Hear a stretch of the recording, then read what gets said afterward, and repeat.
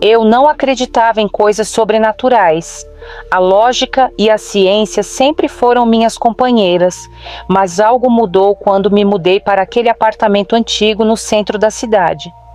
O lugar tinha um charme decadente, tetos altos, janelas com vidraças empoeiradas e paredes tão grossas que abafavam todo o som. Era perfeito para alguém como eu, que apreciava o silêncio. Na primeira noite, acordei com uma sensação estranha. Era um ruído quase imperceptível vindo da parede ao lado da minha cama. Pensei que fosse um encanamento velho. Ignorei e voltei a dormir. Mas na segunda noite, a situação piorou. Acordei de novo com o som, agora mais distinto. Era uma voz. Não dava para entender o que dizia, mas soava como um sussurro abafado, carregado de urgência. Cheguei a encostar o ouvido na parede. É só o prédio, talvez algum vizinho. Repeti para mim mesmo, tentando me convencer. Na terceira noite, o sussurro virou um grito abafado, palavras desconexas e um choro lamuriante. Minha pele se arrepiou e o coração disparou. Não consegui ignorar. Liguei para o síndico, reclamando de algum possível vizinho problemático. Ele me garantiu que a unidade ao lado estava vazia há anos. Mesmo assim, fui conferir no dia seguinte. Arrombei a porta, uma mistura de curiosidade e medo. O apartamento estava completamente vazio, exceto por marcas de arranhões na parede, na exata direção da minha cama. Naquela noite, dormi no sofá, tentando afastar o terror crescente. Mas a voz não me deixou em paz. Ela parecia estar dentro da minha cabeça agora. Ajude-me, estou aqui, dizia desesperada. Eu sabia que algo terrível acontecera naquele lugar, mas não estava preparado para o que encontrei. Seguindo as marcas, comecei a bater na parede do meu quarto. Era oco. Peguei uma marreta e comecei a abrir um buraco. Cada pancada fazia o sussurro ficar mais alto, mais intenso. Até que eu vi. Dentro da parede havia um corpo, ou o que restou de um. Uma mulher, seus olhos afundados, pele mumificada, boca aberta como se ainda estivesse gritando. Meu sangue gelou e então ouvi a voz, não mais abafada, mas clara como a minha própria. Agora você sabe, mas não vai escapar. A porta atrás de mim bateu. Não sei como, mas as luzes apagaram e a última coisa que senti foi o frio das mãos dela ao redor do meu pescoço. Quando comprei a casa, a corretora me avisou. O quarto no terceiro andar está trancado há décadas. A chave nunca foi encontrada. Ri da ideia de um cômodo esquecido, mas a curiosidade me venceu. Passei os primeiros dias explorando a casa, mas o quarto trancado sempre chamava minha atenção. Na primeira noite, enquanto o vento zunia lá fora, ouvi passos no terceiro andar. Subi as escadas devagar, com a lanterna tremendo em minha mão. A porta do quarto estava como sempre, intacta, mas parecia diferente. Um frio inexplicável emanava dela. Tentei não pensar nisso, mas na segunda noite os sons se intensificaram, batidas ritmadas, como dedos tamborilando na madeira. Na terceira noite encontrei algo perturbador. Quando acordei, percebi que alguém havia deixado um rastro de pegadas molhadas subindo até a porta trancada. Eu morava sozinho. Na manhã seguinte, decidi forçar a porta com uma ferramenta. Assim que consegui abrir uma fresta, fui atingido por um cheiro nauseante. Espiei pela abertura. Era um quarto vazio, exceto por uma velha cadeira de balanço no centro. A cadeira começou a ranger sozinha, movendo-se lentamente para frente e para trás. Mas o pior veio à noite. A porta, que eu tinha deixado escancarada, estava novamente fechada quando subi. Mais pegadas molhadas, dessa vez descendo as escadas, iam direto para o meu quarto. Tranquei-me lá dentro, mas sabia que não estava sozinho. Ouvi a porta do meu armário ranger, como se algo estivesse saindo de lá. Quando finalmente ganhei coragem para fugir, percebi que a casa inteira estava diferente. Todas as portas estavam trancadas, menos uma, o quarto no terceiro andar. Subi contra a minha vontade, como se algo me puxasse. A cadeira agora estava vazia, mas ao me aproximar, senti mãos geladas me agarrando pelos ombros. Uma voz sussurrou em meu ouvido: "Agora você fica."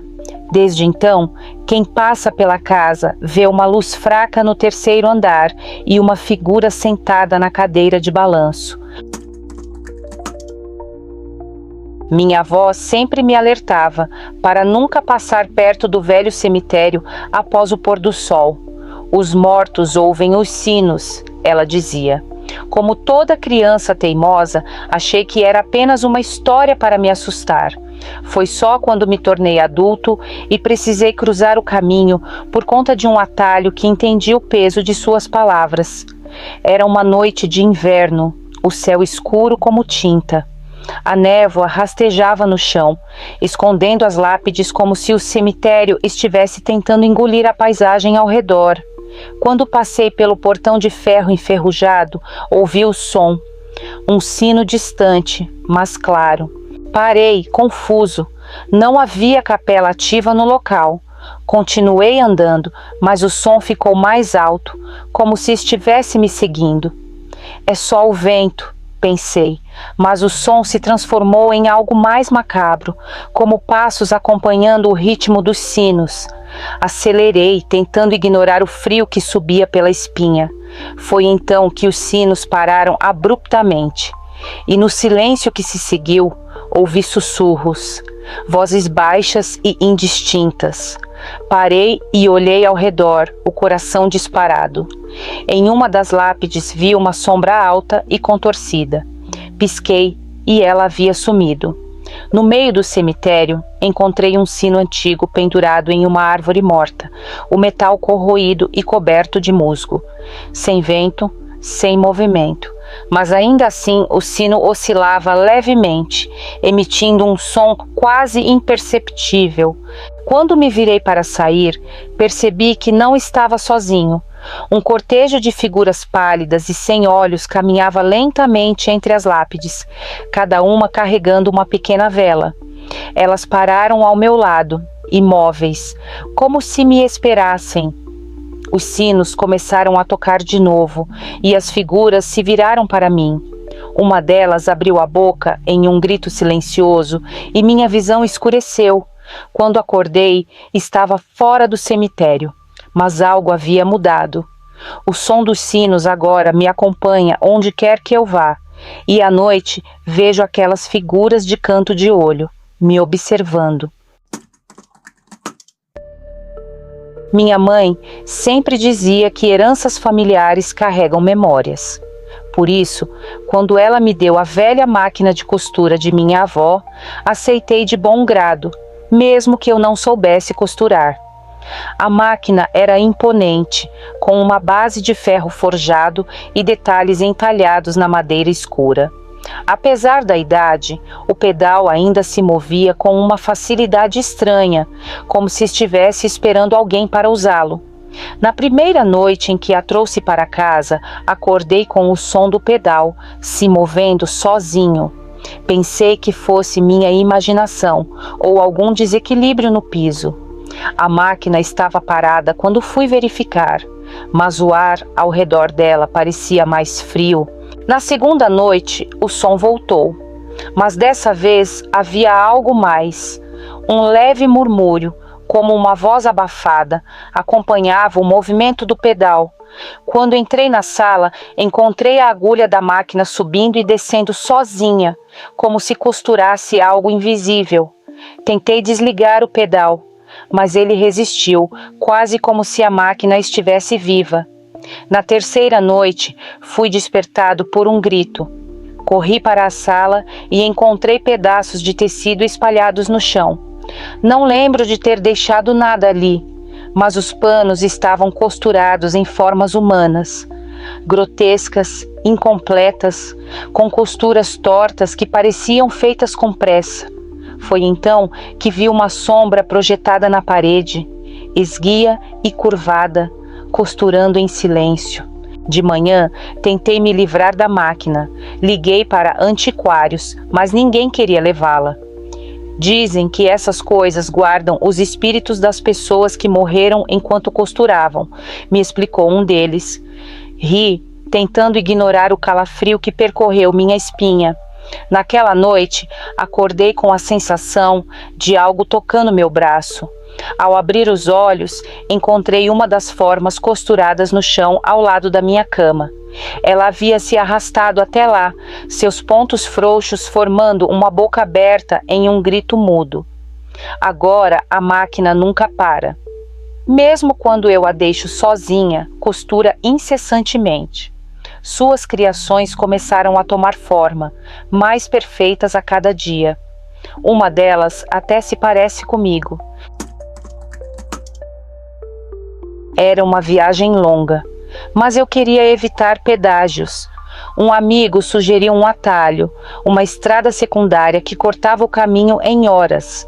Só não passe por lá depois das 10 da noite, ele avisou com um sorriso estranho.